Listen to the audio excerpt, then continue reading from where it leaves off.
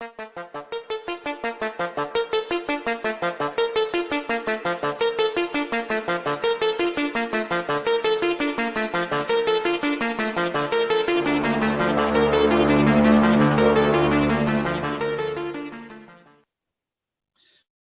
a hablar un poco de los principios de la criminalística que deben usarse en los sitios de suceso. Tampoco esta evidencia para buscarla, para colectarla y posteriormente procesarla. Principio de uso, de producción, intercambio, correspondencia, carácter, reconstrucción de hechos, probabilidad y certeza. El principio de uso, aquí podemos hablar, es en virtud de que la comisión de un hecho punible, el sujeto activo hace uso de instrumentos como medio de comisión, los cuales pueden ser mecánicos, biológicos, físicos o químicos. Acá hace falta agregar medios tecnológicos.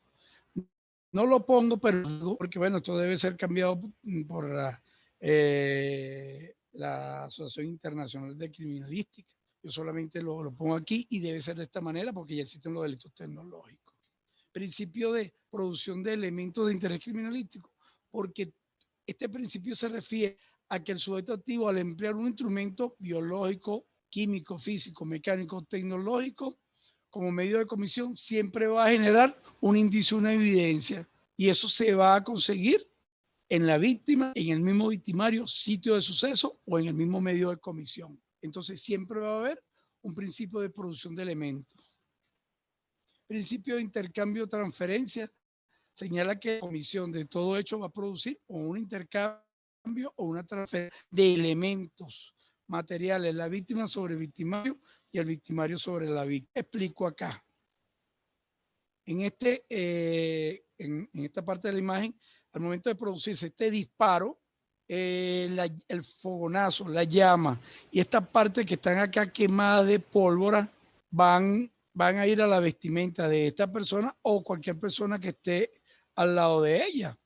Y también cuando se efectúa el disparo y se realice un análisis de traza de disparo, lo que se conoce como un ATD, para buscar el plomo, bario o antimonio, que son los componentes del fulminante del arma, a través de un proceso químico en los laboratorios de criminalística.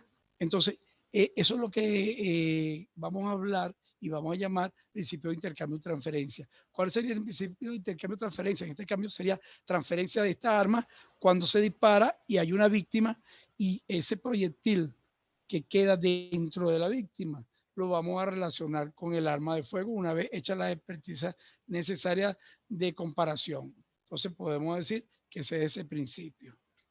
El principio de correspondencia de caracteres. Bueno, al momento de hallar un rastro, esto nos permite establecer la relación existente entre muestras o especímenes, muestras de control en un estudio comparativo con el fin de determinar si derivan de la misma fuente o no. Yo tengo digamos, un material dubitado. Dubitado es que desconozco, dudo de dónde viene ese elemento. Y tenemos un material indubitado, que el indubitado es que no tengo duda de dónde procede. Y resulta que tienen características como esto es una impresión. Hace que una impresión, porque una impresión es muy diferente a una huella. ¿Ok? Si hacen la pregunta, se la respondo. Pero de esta impresión, que es material indubitado, y consigo una huella, digamos un rastro parcial, y comparo y consigo estos puntos característicos, yo puedo decir que, bueno, sigo investigando, pero debe haber este principio de correspondencia de un elemento con otro para poder yo poder identificar. El principio de reconstrucción de hecho, acá tenemos que se reconstruye en el presente todas las condiciones, tanto atmosféricas, de hora, de testigo, etcétera, etcétera, con un tribunal de control, con la defensa, si puede estar la persona imputada y la víctima, si es el caso, en el hecho donde sucedió, para conocer cómo y esos testigos y esas evidencias, dónde estuvieron, cómo se presentaron. Esto se hace para tener una mejor visión del hecho sucedido en el pasado. Principio de probabilidad se refiere a una probabilidad, valga la redundancia, estadística en base al número de características observadas en el estudio de muestra, considerándose a mayor número de peculiaridades percibidas y analizadas, mayor será la posibilidad de certeza.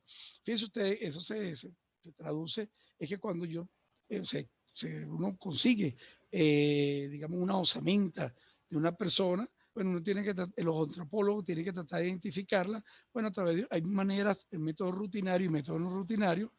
Entonces, a través de una serie de características existe la probabilidad de que si la persona tuvo fractura, que si la persona recibió un golpe o tiene tiene cierta característica individualizante. Entonces, bueno, existe la probabilidad de que esa persona sea la persona que buscan algunos familiares porque se encuentra desaparecida. Principio de certeza. Bueno, esto nos va a señalar que todos los indicios han sido objeto de una técnica y un método científico y podrían vincularse con certeza de su existencia y su procedencia. Ojo, este método de certeza puede ser positivo o negativo.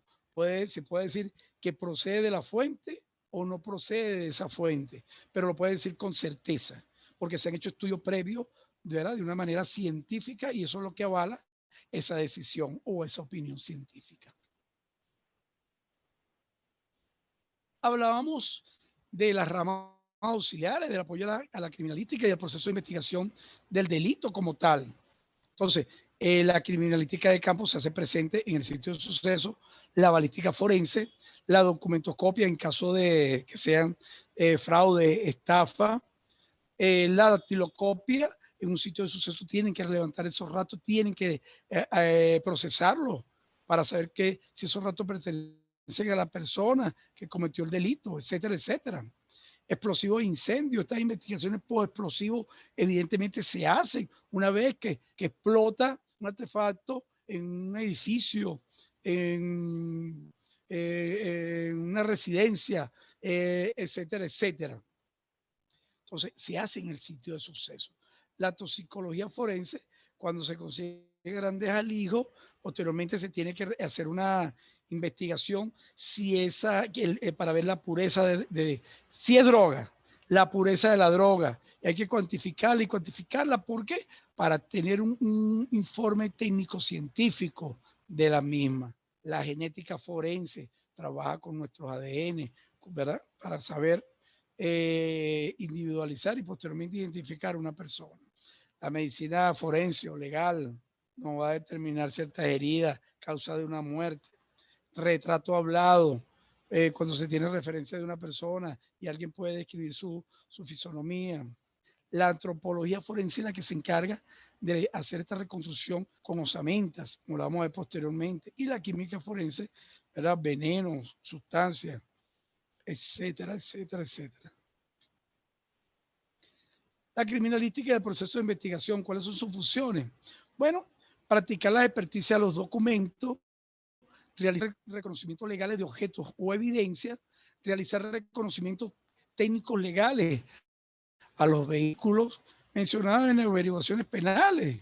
Entonces ellos tienen que verificar que el vehículo no sea un vehículo que ha sido realmente modificado sus seriales o alterado sus seriales, etcétera, etcétera, para poder solo regresar como a su futuro, o su futuro no, a su legítimo propietario.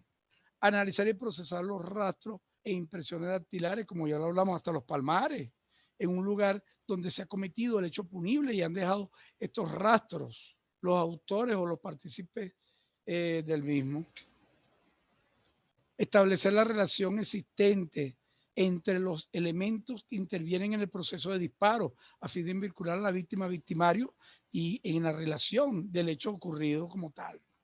Procesar y analizar todos los elementos relacionados con la física, tales como la huella de frenado, o calzado, colisiones, etcétera, etcétera. Estas son investigaciones donde, sobre todo de tránsito, pero donde también aplica la criminalística para llegar a una resolución, digamos, contundente, sobre todo.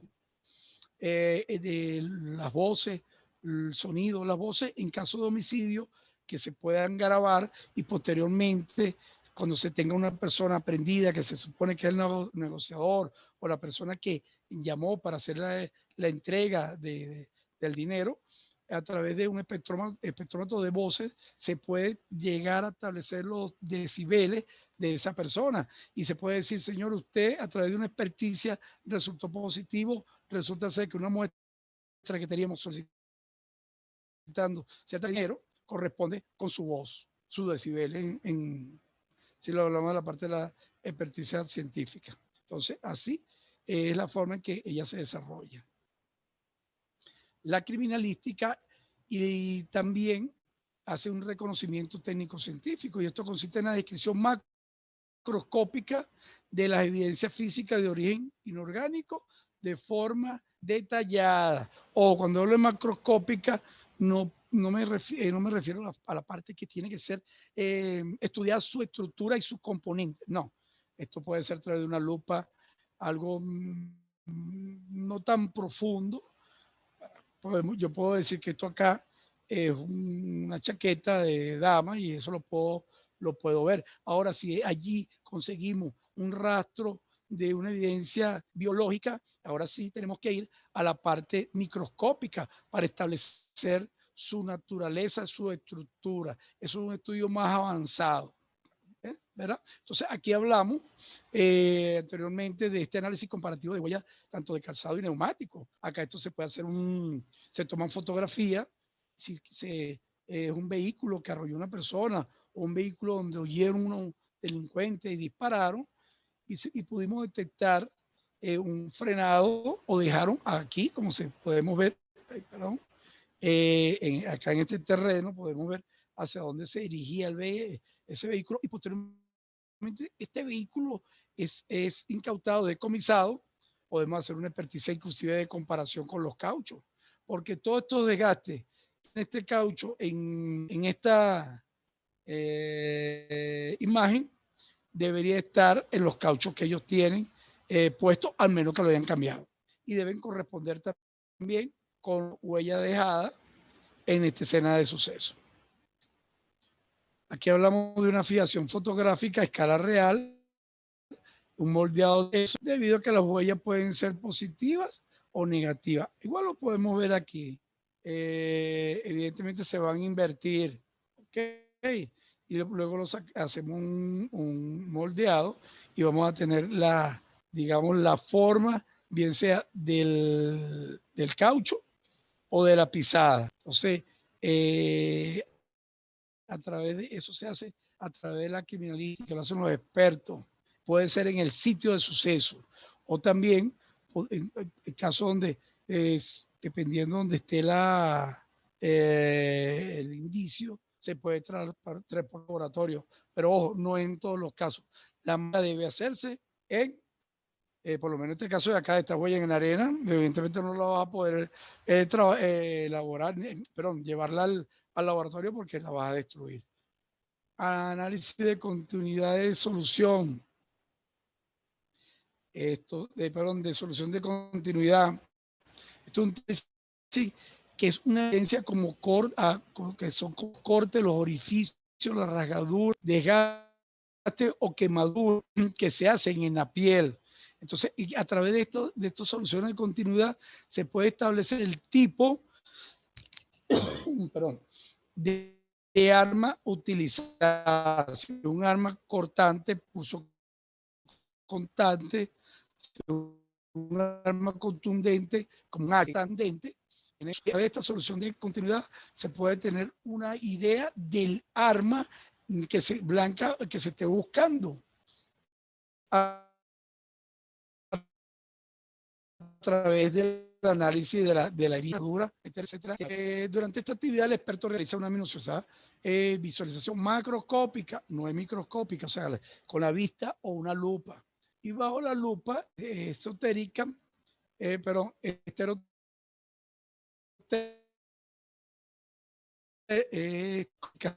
las siguientes originadas por el corte, la hoja de el paso del proyectil disparado por el fuego.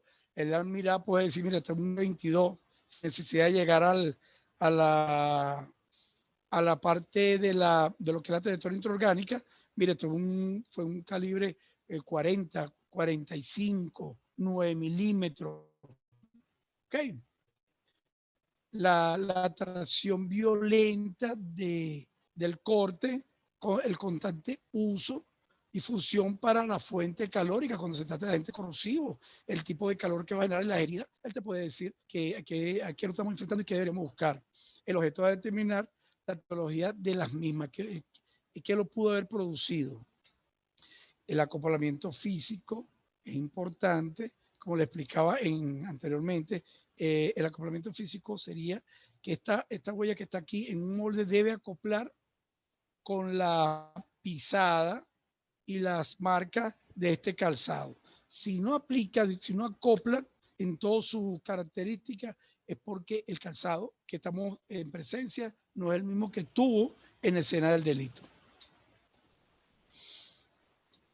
Análisis y comparación de fibras. Estos son, bueno, el análisis y comparación de fibras permite cotejar las fibras dubitadas, las fibras de duda, de las que tenemos dudas, con el estándar de comparación que presenta características similares o desnivel. Entonces, ya les expliqué, ya hablé, perdón, que la dubitada es que desconocemos la procedencia, y la indubitada o el estándar de comparación de esa sí conocemos la procedencia. Y en este caso, la dubitada puede ser la que está en el sitio de suceso, y la indubitada un sospechoso que le voy a hacer una colección por través de un peinado para extraer ese apéndice piloso o este cabello y hacer la comparación. Entonces, para que tengan más o menos una idea de cómo se hace. Y evidentemente, si ese apéndice piloso tiene su bulbo raquídeo y tiene realmente su canal medular en buen estado, se podría extraer en un momento determinado para hacer una extracción de ADN, para saber si se puede buscar el ADN allí. Análisis de marca de herramientas. Esto es importante en los delitos de hurto, porque comparar herramientas que se han utilizado para abrir, cortar, eh, forzar, dañar una, una estructura, una ventana, una puerta. Entonces, a través de esas características de fricción que ellas dejan, si uno consigue un elemento que le permita saber en un allanamiento, por lo menos, de una persona que te han dicho, mira, yo presumo que fue fulano de tal que forzó esa puerta y lo hizo tal vez con un destornillador, en la escena del delito, en el marco de la puerta o en la puerta como tal, existe y podemos buscar, vamos a ver que ha sido palanqueada como una pata de cabra o una herramienta de este tipo que permitió abrir la puerta, pero en el momento de allanamiento conseguimos esta herramienta y podemos hacer una comparación, ¿verdad?, de la fuerza forzada y del marco, y esta puede encajar perfectamente, y podemos decir que hemos conseguido la herramienta con que se logró abrir esa puerta y se cometió ese hurto. Esto es lo importante de esta marca de herramientas, y no solamente puede ser un destornillador, si los cortes que puede hacer una sierra y cuando pueden descuartizar una persona, que eso está muy de moda hoy en día en muchos países, como en Colombia, México, Venezuela, Brasil, etcétera, etcétera. Eso está muy de moda, descuartizar a la persona con este tipo de sierra que tenemos acá. Eso ya no es un tabú, eso es un secreto a voces.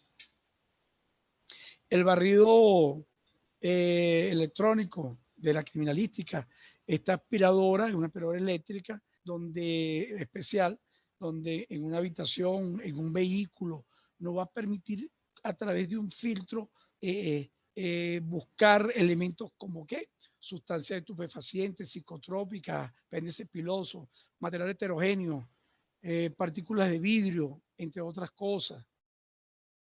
Y estos van a ser analizados posteriormente. Un vehículo que uno diga, en este vehículo se transportó cierta cantidad de droga. Bueno, entonces, pero la droga ya no está se hace un barrido electrónico, un aspirado de este tipo, y se pudo conseguir ciertos elementos que pueden ser marihuana, el cannabis sativa, su nombre científico, una vez que está procesado. Bueno, esta aspiradora es la que nos va a proporcionar esos elementos. Es un procedimiento de verdad de la criminalística en un vehículo, en residencias, etcétera. Determinación de autenticidad o falsedad. Bueno, esto se puede dar en prendas de vestir, medicamentos. Hoy en día muy de moda lo que son el tratar de cometerle fraude a las personas con venta de medicamentos a través de los nuevos delitos que han surgido a través de la internet, a través de estas redes sociales y por medio de la pandemia, porque la pandemia hay gente que la persona no sale, entonces venden alimentos adulterados. Esto trae en Venezuela, no sé si en otros países, pero también el problema del cambio de dinero, de divisas, que la persona, bueno, el problema que está viviendo Venezuela económico, cultural y social, el cambio de estas monedas, la venta, bueno, tienen billetes de dólar falsos que ponen a circular, cambian, y bueno, cuando la persona lleva el dinero, ese dinero, a revisar, resulta que son falsos. Pero ya se ha hecho la transacción con la venta y compra de medicamentos igual, juguetes que dicen ser de una marca original, resulta que son unas vulgares imitaciones que no tienen la calidad que tienen las otras marcas que tienen una patente y son realmente la marca original. Entonces, esto es lo que se establece con nuestro propio dinero, la autenticidad, la falsedad de los mismos. Se buscan muestras de patrones conocidas, se comparan en la vestimenta, lo que era el derecho a autor, marcas como la Levi, Tommy Hilfiger, Adidas, Nike, que bueno, uno va a los mercados de Venezuela y consigue esas vulgarizaciones, evidentemente, bueno, sí, a un costo menor, pero esto realmente a nivel internacional y aquí nacional, porque existe el derecho de autor, es un delito, pero en Venezuela esto es realmente permitido. No hay no hay autoridades o legislación hay, lo único que no se aplica la ley. La balística forense en el sitio de suceso trabaja de la siguiente manera. Cuando hay una persona herida, cuando hay una persona fallecida por arma de fuego, debe trasladarse en la unidad técnico-científica y hacer su levantamiento tanto del arma de fuego, el proyectil, si es el caso, y las conchas que quedaron en el mismo. Posteriormente, con el tratamiento que debe dársele a estos indicios para trasladarlos al laboratorio de criminalística y certifiquen si son los mismos que le dieron muerte a la persona, entonces lo estamos convirtiendo ya en evidencia. Y bueno, ellos trabajan allí con la balística exterior, interior, defecto, instrumental, comparativa, identificativa y legal. Estas son las nuevas fases de la balística y lo hacen desde el sitio del suceso como tal. Posteriormente van a ser trasladados esos elementos de interés a diferentes áreas de laboratorio. Como le he comentado, la documentoscopia, el estudio integral del documento moderno desde el punto de vista de su autenticidad o falsedad. Pero no solamente el documento, es el objeto escritural, el soporte, es la tinta, es todos los elementos que conforman la parte de documento tienen que ser estudiados para poder determinar si de pronto un cheque, cuando se utilizaban los cheques, que había mucha falsedad de cheque, o fue sustraído de una chequera y fue elaborado y fue cobrado. No, pero resulta que había gente que falsificaban desde el papel, la escritura, la firma y el monto con complicidad, evidentemente, con el banco del cual perteneciera la cuenta. Pero de todo eso tenía que ser estudiado, inclusive el soporte escritural, el instrumento escritural. Entonces entra en juego la documentoscopia con también si una persona niega haber hecho una firma. Entra en juego allí también el estudio de la grafotécnica a través de sus diferentes métodos y técnicas científicos para determinar la falsedad y si una persona realizó o no la respectiva firma. Entonces allí se estudia lo que es el papel, tinta empleada y el sistema de impresión, porque no solamente vamos a hablar de que sea una firma mano alzada, pudo haber sido algo que salió, un documento falso, y resulta que la impresión, la impresora que utilizaron es falsificada porque tal vez en ese registro no es la misma impresora que utilizan para imprimir el documento. O sea, esto de la criminalística tiene de verdad la parte técnica científica que se relaciona con la parte técnica de toda la era que estamos viviendo, porque hoy en día se basa todo en esta parte, la parte técnica. Y evidentemente lo que hace la policía es buscar esa parte técnica y relacionarla, de allí vamos a tener los resultados.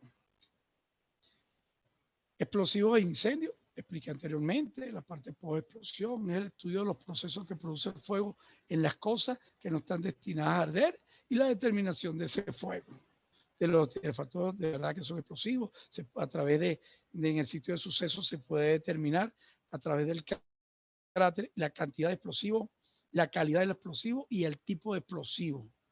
A través del cráter, a través de la metralla, una vez que se colectan, una vez que se empieza a valorar estos elementos, bueno, se puede determinar su procedencia, inclusive su marca, si es C4, si es dinamita, si es etcétera, etcétera. Entonces, pero eso se va a hacer a través del sitio de suceso y la colección de esta evidencia para que se, perdón, de estos elementos para que sean estudiados. Sistema de identificación forense. Bueno, aplica los conocimientos, métodos y técnicas a fin de identificar inequívocamente a personas vivas o personas muertas a través de putrefactas, descarnadas, quemados, desmembrados, porque así las víctimas pueden aparecer en cualquier momento. Entonces la criminalística tiene la obligación de identificar a la víctima y al victimario, al victimario, al partícipe, pero también tiene la necesidad de identificar a la víctima en momentos determinados. Cuando es un método rutinario se puede hacer a través de la telescopía, a través de la cédula, a través de tatuajes, a través de ciertas marcas características, deformidades de nacimiento. Estos son el método rutinario. El método no rutinario ya tenemos que ir un poco más allá a trabajar directamente con la parte microscópica, ADN, sangre, ¿verdad? Para poder identificar a la persona a través también de otras ciencias que puedan apoyarnos a esta identificación, ¿no? La genética forense es el estudio biológico como de la saliva, el semen, la sangre, el pelo o el apéndice piloso y otros tipos de tejidos que permiten tipificar el ácido desoxirribonucleico, que es también el ADN, método identificatorio moderno que va a individualizar a todas las personas del mundo, que sería nuestra denominación, la podemos denominar como nuestra huella genética. Entonces, pero parece fácil como uno lo dice, pero además es una de los científicos encargados de esta tarea en los laboratorios de la policía científica y también de los científicos encargados en la criminalística de campo, porque son ellos mismos. Lo que sucede es que cuando se habla de esta genética forense, quienes van a colectar la muestra son los mismos integrantes del laboratorio de la criminalística de laboratorio, ¿verdad? Porque son los especialistas en esta área. Entonces no podemos combinar la criminalística de campo con esta criminalística en estos aspectos. La antropología forense, la iba a decir anteriormente, pero hay una lámina especial para ella para no adelantarme. Pero bueno, la otra ciencia que yo me refería a la antropología forense es el estudio médico legal relacionado con la persona fallecida por medio de la examinación y el estudio de los restos del esqueleto para tratar de determinar las siguientes características. No es tan fácil tampoco: el sexo, edad, estatura, traumatismo, tiempo aproximado de muerte y causa de la muerte.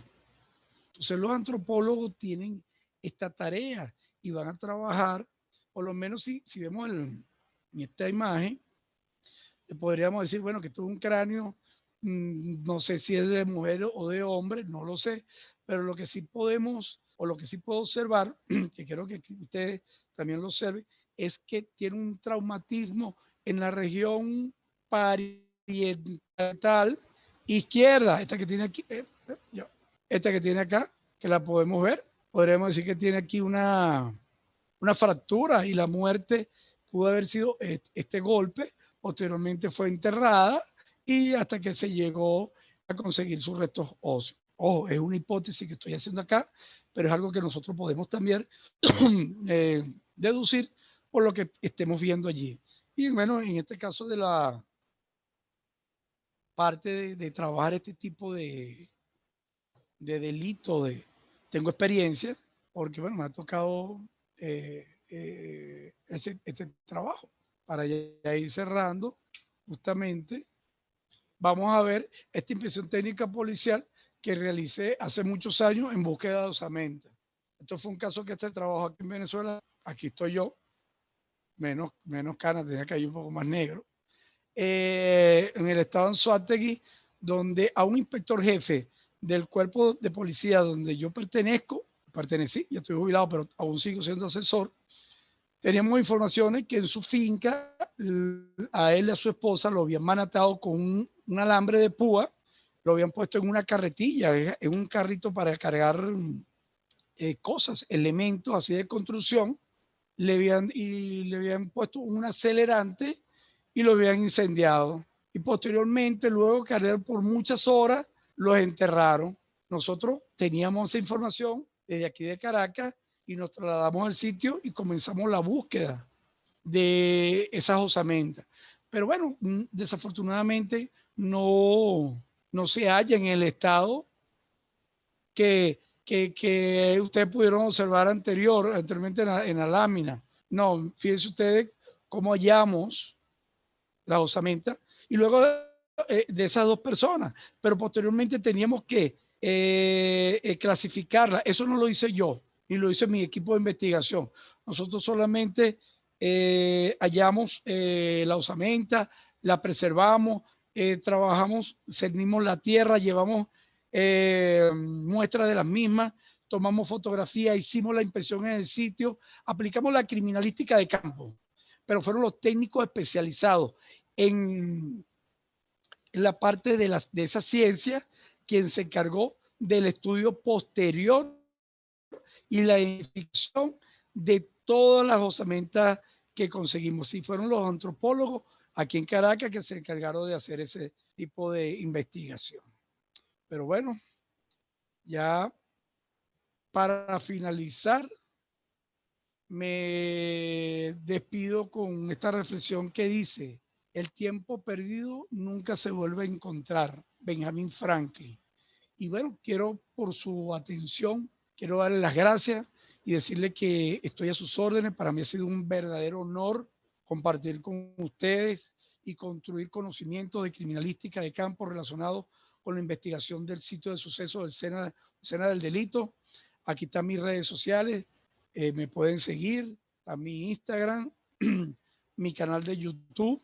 Estoy completamente a la orden. Un placer haber compartido escenario con el doctor y amigo Julio Pérez, mi colega, de verdad, de grandes luchas y de grandes conocimientos. Julio, muchas gracias. Durí, agradecido, siempre a sus órdenes. Buenas tardes, John. Un abrazo fraterno. Bueno, el comisario John Tovar ha finalizado con esta ponencia Cumplí extraordinaria. en el tiempo necesario. en el tiempo necesario con aquellos minutos que yo te quité.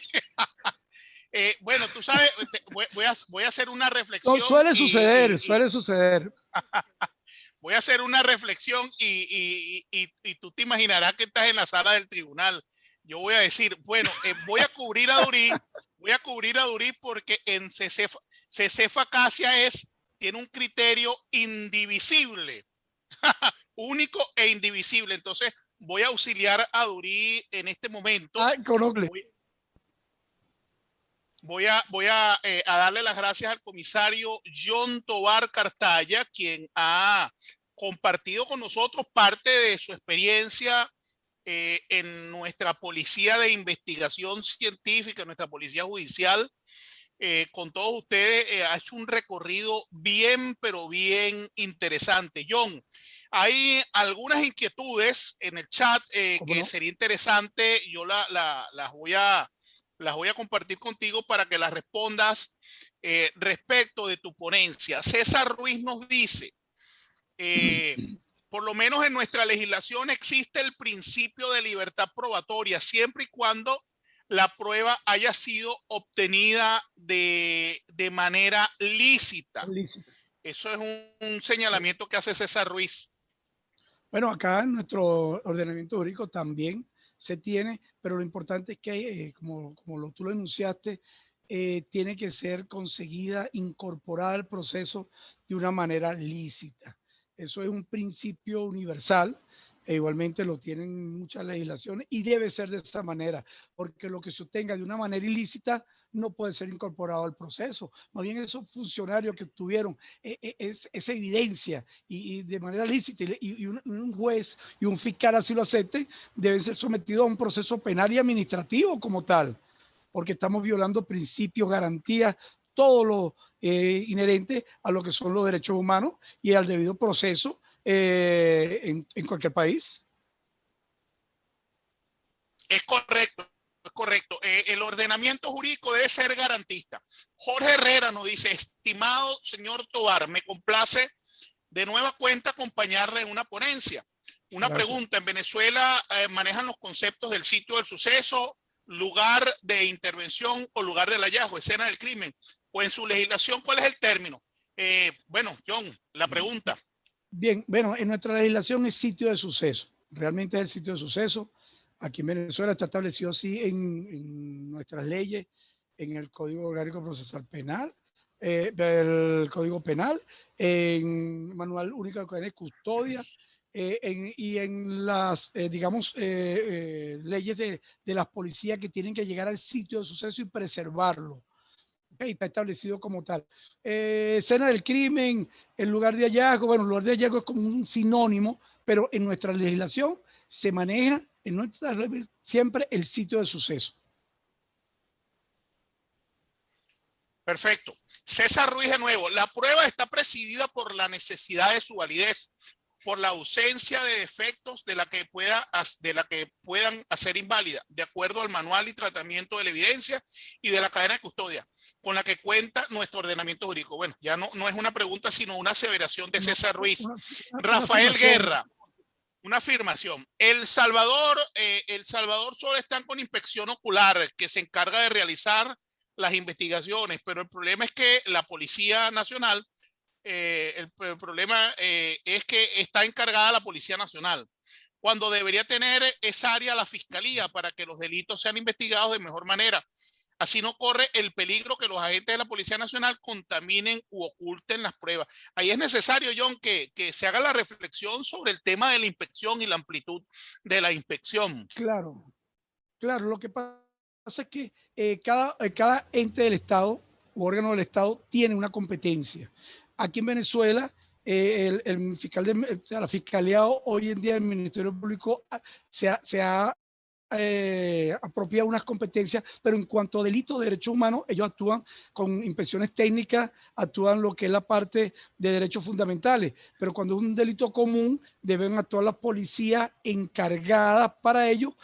Nosotros manejamos el término de inspecciones oculares hace 20 años más o menos atrás.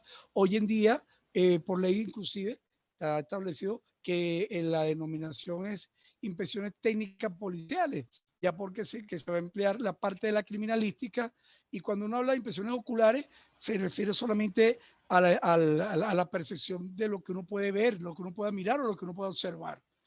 Pero sí, cada órgano del Estado tiene, ¿verdad? Aquí en Venezuela por lo menos, su competencia. La Fiscalía es el director del proceso y los órganos de investigaciones penales son los encargados, inclusive de ahí con el fiscal del Ministerio Público, según la magnitud del hecho, y estar pendiente de lo que sucede en este tipo de inspecciones y investigaciones o allanamientos, sea el caso.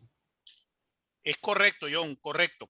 Sara Ramírez nos dice si existe la posibilidad, ella pregunta, de obtener las diapositivas. Sí, ya la coordinación de CECEFA Acacia y cada uno de los responsables de los grupos, sus administradores, le compartirán con ustedes el material que cada uno de nosotros como ponentes incorpora a esta actividad, nuestro Congreso Internacional. Jocelyn Franco, Sí, ¿cómo se llama sí, la muestra de huella? Julio, lo que sí es que en el material que yo estoy proporcionando, la personal de administración de organizaciones sabe que aquí hay casos que yo trabajé y que yo presenté aquí, pero que ellos saben que ese material no se lo van a dar, por lo menos el caso de donde está la persona desmembrada con la radiocefálica, el caso, o sea, perdón, la lámina de esta inspección técnica hace tiempo, pero todavía recuerden que eso sí, por temas de, digamos, de reserva, ellas no se lo van a entregar. Pues. Esas son las únicas que, Es el correcto, material no sí es se lo van a correcto. Y enviar. hay una política para reservar ese material sensible y ese material que está sujeto a las actividades propias de nuestros órganos de investigación. Jocelyn Franco, ¿cómo se llama la muestra de huella o rostro para identificar a una persona quien fue agredida? ¿Hay una máquina especial? ¿Usted qué me puede decir? Bueno, en cuanto a identificar a la persona por el rostro, eso es solamente un software que se está utilizando en todas partes del mundo y toma ciertas características, pero primero uno tiene que alimentar esa base de datos. Lo está haciendo Estados Unidos a través de todos los aeropuertos del mundo y de muchos países en el área del área terrorista, que los terroristas más buscados por Estados Unidos han podido alimentar esos datos y son reconocimientos faciales que a través de cámaras escanean el rostro de una persona de puntos muy característicos y lo identifican.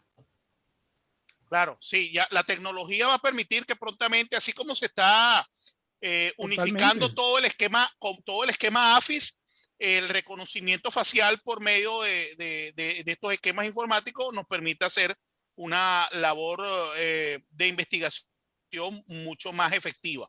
América Vázquez está solicitando, John, se le indique la diferencia entre impresión y huella. Muy buena pregunta porque yo dije que quería que me lo preguntaran. Fíjense bien, lo que se consigue en un sitio de suceso y se deja de manera involuntaria impregnada de cualquier sustancia donde se ha cometido un delito es huella. Es huella.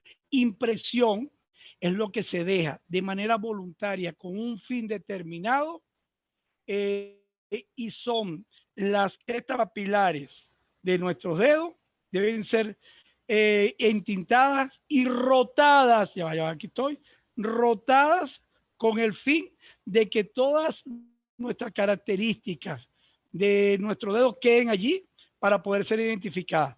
Entonces, fíjense, huella es lo que se dejó en un sitio de suceso, pero impresión no.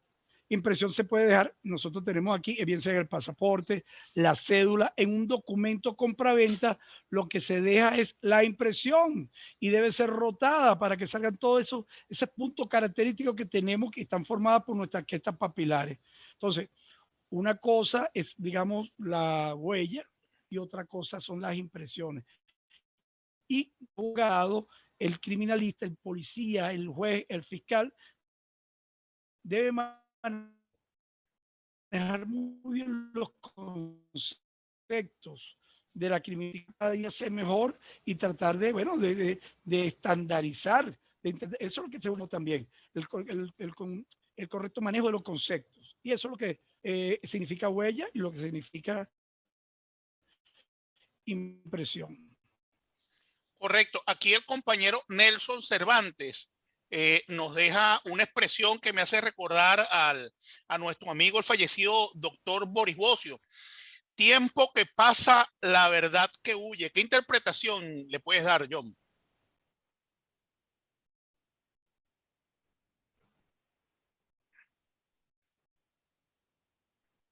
John al comisario Tobar se le congeló la imagen. Muy buenas tardes, comisario Tobar. Mi pregunta es la individualidad en la criminalística. Sí. Excelente, ok. Es una aseveración. Ajá, la reflexión que nos deja el compañero Nelson Cervantes con aquella expresión, como decía, ratifico, que me lleva a recordar a nuestro querido y recordado, el fallecido doctor Boris Bocio. El tiempo que pasa es la verdad que huye.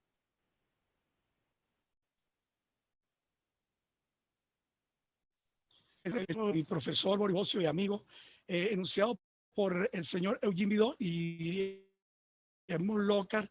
Eso quiere decir que las primeras 48 horas es importante que la criminalística actúe en el sitio de suceso para poder conseguir los elementos necesarios para poder identificar. Correcto. Roberto Medina, bueno, deja agradecimiento por la intervención, por tu participación. José Manuel Luciano interpreta esta expresión del tiempo que pasa, la verdad que huye. Rafael Guerra, ¿siempre se realiza un expediente sobre los hallazgos de lo encontrado en el sitio del suceso o simplemente se levanta un acta de ello? Interesante pregunta, John. Él pregunta que si simplemente se levanta un acta sobre los hallazgos en el sitio del suceso. Ha salido el comisario John Tobar. Bueno, él ha finalizado su exposición. Ah, bueno, ahí tenemos, John, nuevamente tu imagen.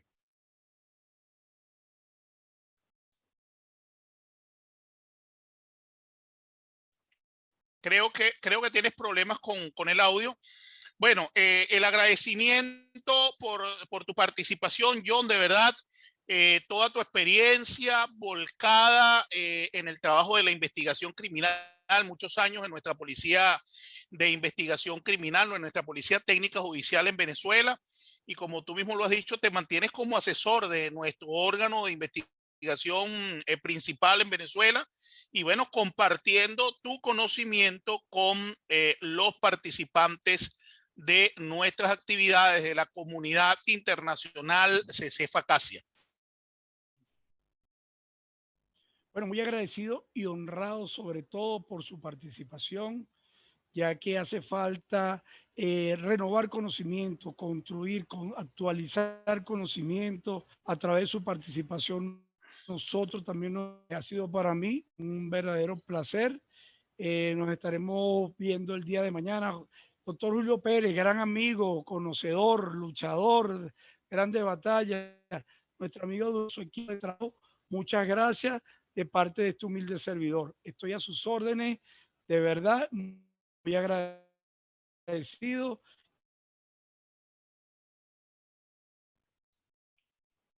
Correcto. Un abrazo a la distancia, John. Pueden conseguir. Gracias. Hasta mañana. Nos estamos viendo el día de mañana. Mil bendiciones, John. Y bueno, con esta frase y este agradecimiento del comisario John Tobar, llegamos al término de su ponencia, de su intervención, y nos llevamos, bueno, ese conocimiento acumulado que él ha tenido a bien compartir con nosotros.